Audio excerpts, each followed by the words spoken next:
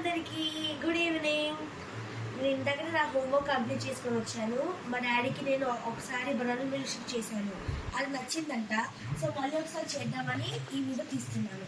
దీనికి కావాల్సిన items: banana, నానబెట్టిన బాదం, హనీ, షుగర్, పాలు అండ్ ఫైనల్ టచ్గా హార్లిక్స్.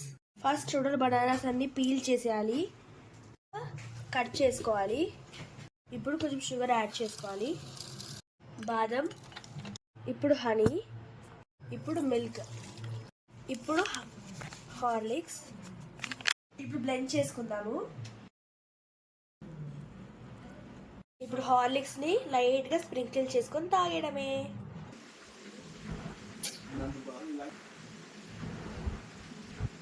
Super.